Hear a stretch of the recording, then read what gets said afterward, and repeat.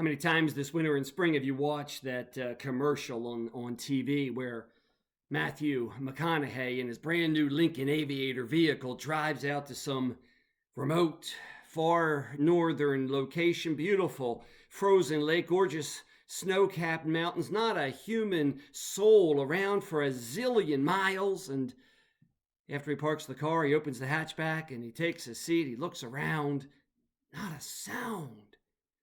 And he smiles slightly, and the words appear on the screen. The power of sanctuary. The power of sanctuary. That's Lincoln Automobile's marketing slogan right now. Sanctuary, refuge, haven, oasis, shelter, port in a storm, peaceful solitude, holy place. They've taken our language and they're selling cars with it. In these crazy days of enforced shelter at home, who among us doesn't yearn for sanctuary? We can't go to our traditional sanctuary. Social distancing is keeping us from some of the places and some of the people who normally bring order, who bring peace, who bring joy to our lives. It's not easy, especially for the extroverts among us who have a really hard time functioning, finding any energy in life if they're not with people. I'm always interested in those studies about introverts and extroverts in the life of the church, that Myers-Briggs language, about people who really need people and other people who get energized and centered by being with just a few folks or even being alone. I'm wondering, in this season of shelter at home, if you are completely restless or if you are at peace, discovering the power of sanctuary in some new places, in some familiar, close relationships, maybe in some new practices of spiritual discipline. In this Easter season, we remember the various resurrection appearances by Jesus as they are recorded in the New Testament. How many can you think of?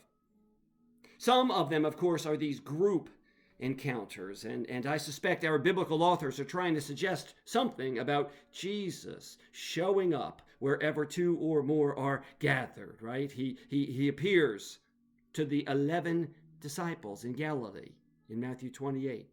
To Mary Magdalene, Joanna, Mary the mother of James, and the other women in Luke 24.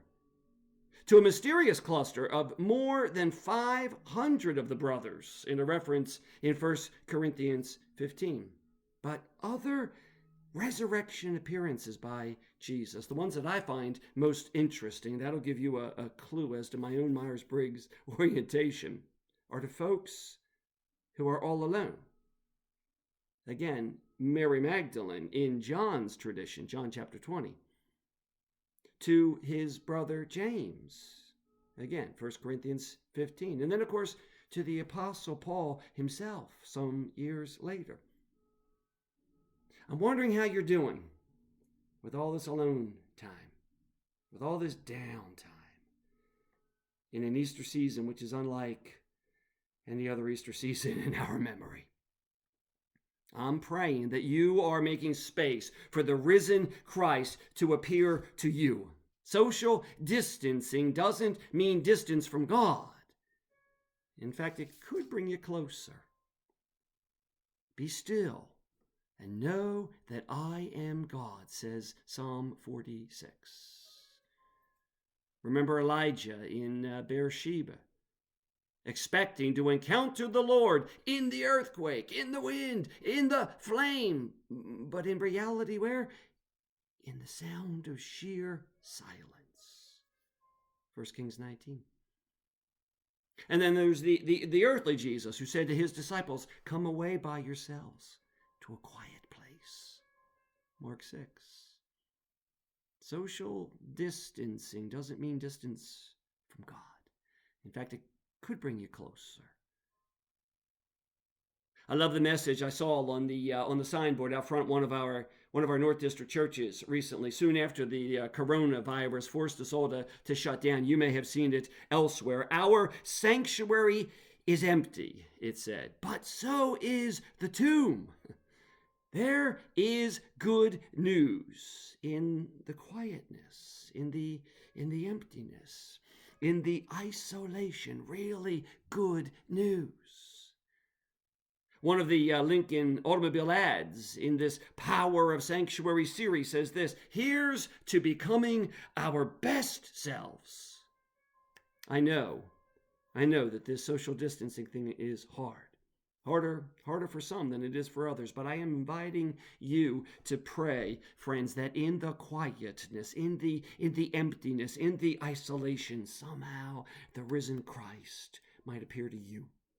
Christ is risen. He is risen indeed. Alleluia.